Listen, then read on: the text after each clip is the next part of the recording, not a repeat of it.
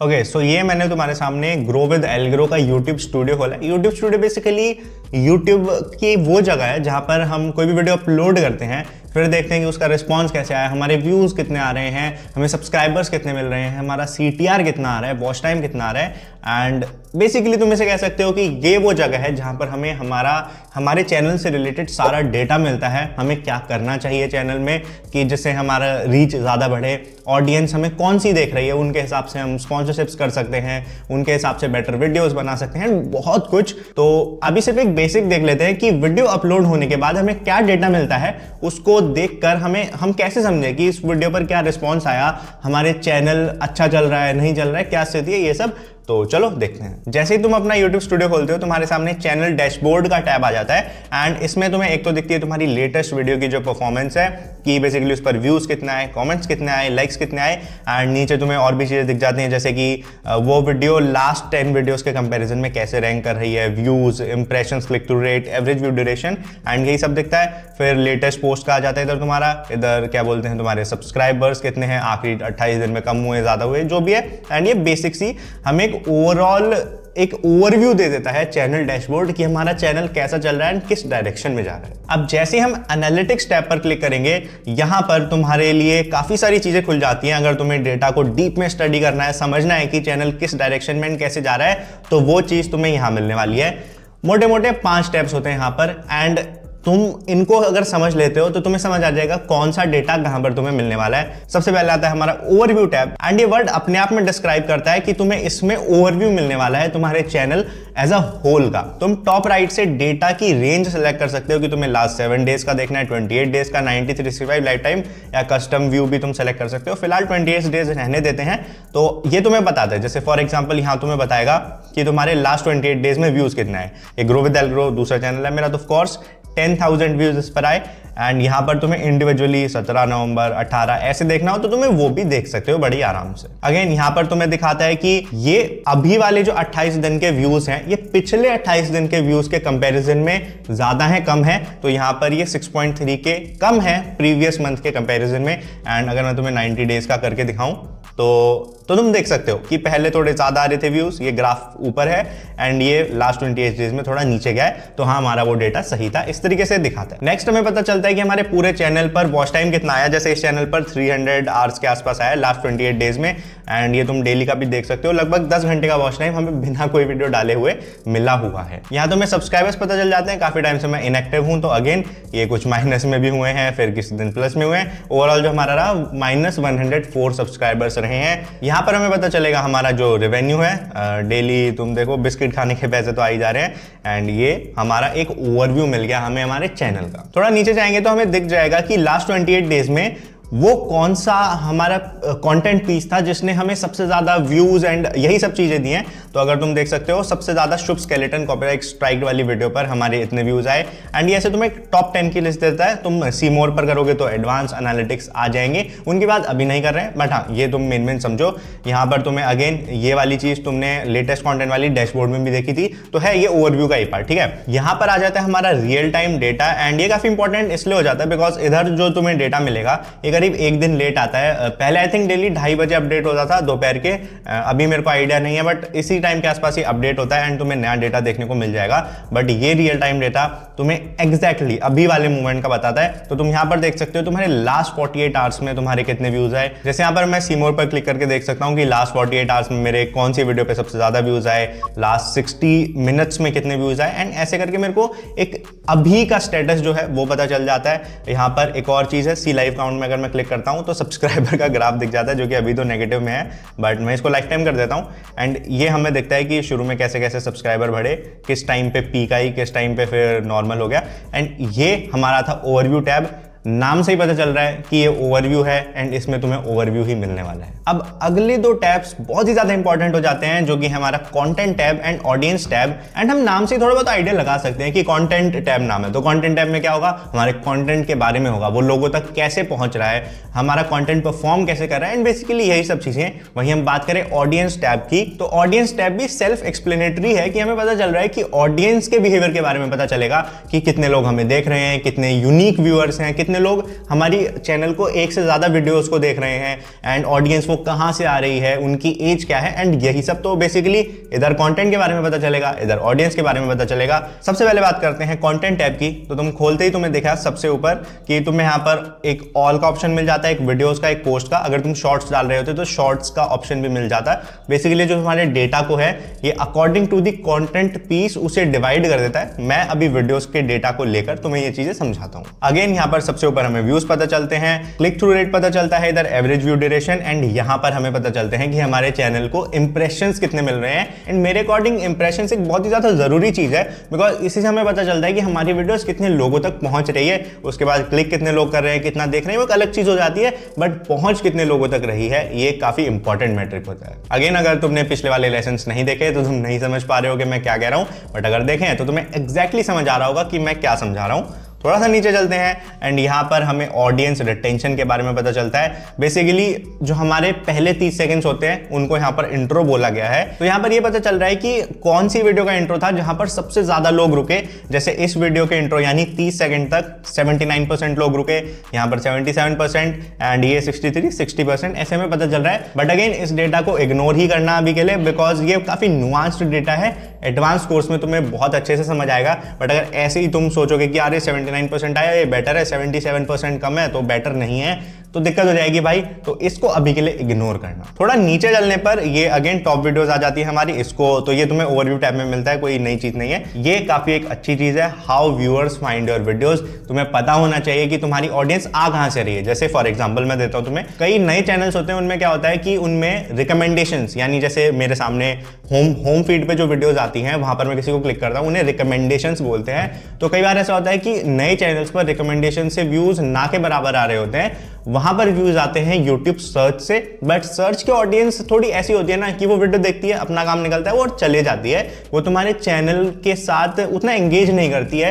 Returning audience उसमें बहुत कम होती है। तो ये मतलब अलग अलग टाइप के ऑडियंस का अलग अलग बिहेवियर होता है। एल्गोरिथम वाले जो हमारा मॉड्यूल है उसमें अच्छे से समझेंगे, बट यहाँ पर तुम समझो, यहाँ पर हमें पता चल रहा है कि हमारा जो एक ओवरऑल वो है कि इस चैनल पर जो लास्ट 28 डेज में व्यूज आए हैं 54% यूट्यूब सर्च से आए हैं।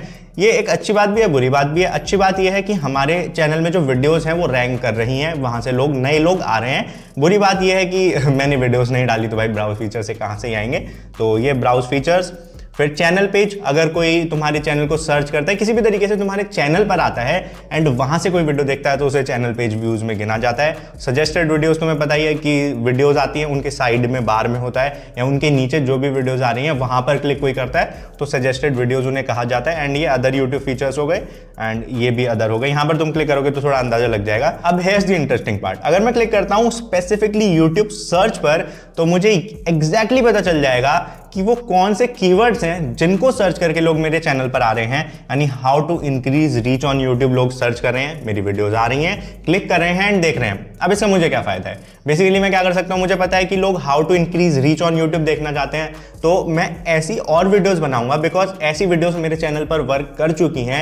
मुझे दिख रहा है कि लास्ट 28 डेज में इस चीज की डिमांड भी थी। तो अगर मैं डिमांड और जो मेरे चैनल पर चल रहा है इनको दोनों को मिक्स करके वीडियोस बनाता हूं, जो मैंने पहले बनाई थी उससे बेटर क्वालिटी की वीडियो देता हूं, तो काफी हाई चांसेस हो जाते हैं कि वो वीडियो चलेगी वर्सेस मैं बिना किसी डेटा के कुछ भी बना के डाल देता हूं। इसके बाद आ जाता है सजेस्टेड वीडियोस। यहां से तुम्हें पता चलता है कि जो तुम्हारी वीडियोस हैं वो किस वीडियो के सजेशन में आ रही हैं। ये डेटा पहले काफी इंपॉर्टेंट था, बट आई डोंट थिंक अभी ये उतना इंपॉर्टेंट है। क्यों है, क्या है, सब तुम्हें अगेन एल्गोरिथम वाले मॉड्यूल में बताऊंगा।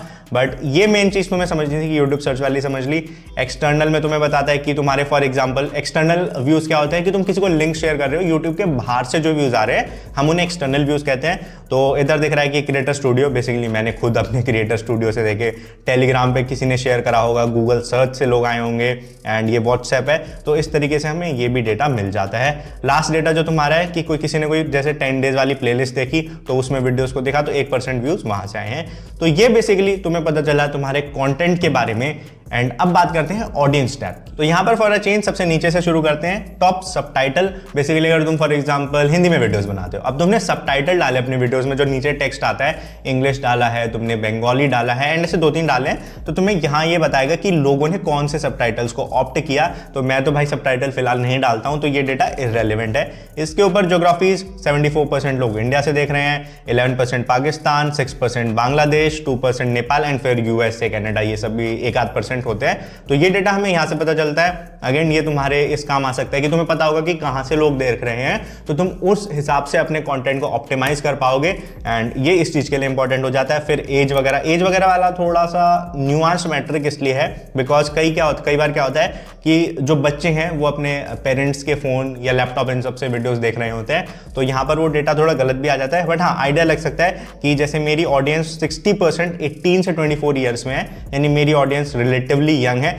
बट ऐसा नहीं है कि बड़े लोग नहीं देखते, 44 ईयर्स तक के भी 25 से 44 में भी लाइक आई थिंक 30% लोग देख रहे हैं, तो ये काफी एक अच्छी चीज है। अब again male to female ratio काफी खराब हो रखा है, बट ठीक है ये भी। इसके बाद format that your viewers watch on YouTube, ये अभी रिसेंट में आया मैट्रिक, ये इतना इंपॉर्टेंट नहीं है, इसको इग्नोर करना बिकॉज इसमें डेटा को उतने अच्छे से प्रेजेंट नहीं करा गया है। इससे मतलब तुम देख सकते हो इस चीज को, तुम्हें खुद समझ आ जाएगा क्या है, बट एक्चुअल में तुम्हें कुछ एक्शनेबल चीज नहीं मिलने वाली है, तो इसको इग्नोर करना। ये एक अच्छा मैट्रिक है एंड ये तुम्हें इसका थोड़ा बहुत आइडिया होना चाहिए। Watch time from subscribers, basically यहां से तुम्हें पता चलता है कि जो तुम्हारा वॉच टाइम आ रहा है, जो तुम्हारे चैनल को लोग देख रहे हैं, कितने लोग हैं जो कि सब्सक्राइब्ड हैं, कितने नहीं है। यहाँ पर 95% नॉन सब्सक्राइब्ड है एंड इसका रीजन वही है कि मैं वीडियोस नहीं डाल रहा हूं, तो लोग ज्यादातर सर्च से आ रहे हैं, सर्च से आएंगे तो ऑफकोर्स सब्सक्राइब्ड नहीं होंगे, तो ये 95% है। अगर मैं वीडियोस डालूंगा तो अगेन ये रेशियो 30-40% तक जाएगा। बट इससे तुम्हें एक आइडिया लगता है कि तुम्हारी वीडियोस को जनरली नई ऑडियंस ज्यादा देखती है या फिर जो तुम्हारी ऑडियंस है वही रिपीट में वीडियोस को देखते रहती है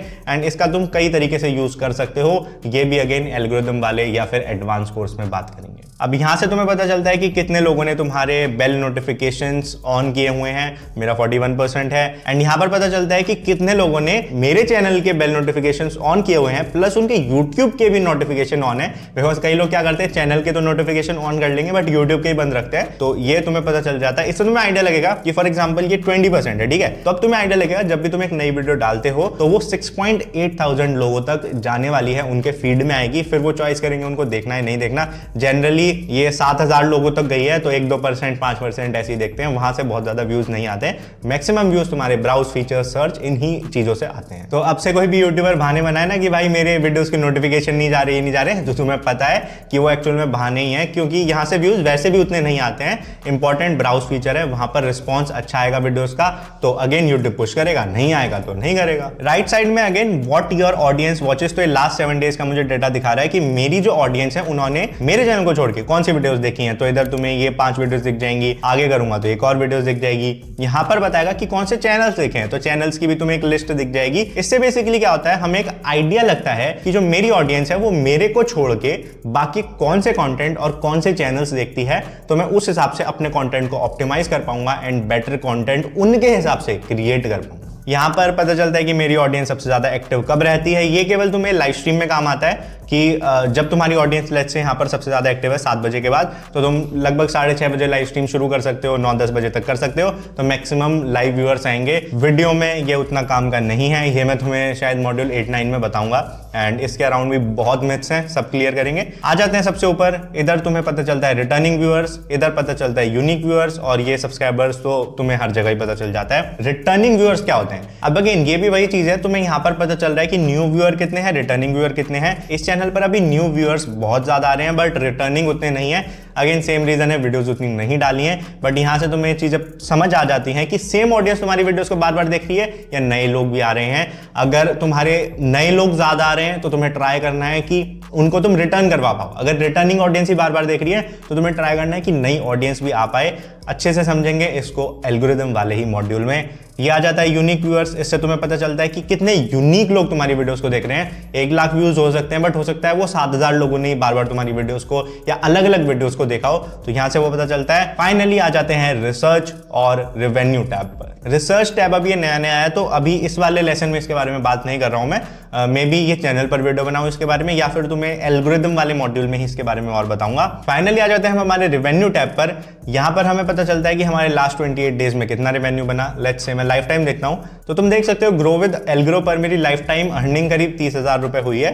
एंड यहाँ पर तुम्हें दिख जाता है कि कौन सी वीडियो से हुई। शुभ स्केलेटन वाले से 3,000, इससे फिर कम कौन से मंथ में कितनी हुई, एंड यही मेन है इधर, और कुछ ज्यादा इंपॉर्टेंट नहीं है। इसके बाद एक और चीज है कि अगर तुम कंटेंट टैब में जाते हो, यहाँ पर ये सेम एनालिटिक्स जो हमने पूरे चैनल के ओवरऑल देखे, अगर मैं यहाँ पर क्लिक करता हूं तो हमें उस पर्टिकुलर वीडियो के दिख जाएंगे, कितने व्यूज आए, watch time, subscribers, estimated revenue, नीचे जो तुम्हारा रिटेंशन आया, एंड रीच में वो वीडियोस लोगों तक कैसे पहुंची।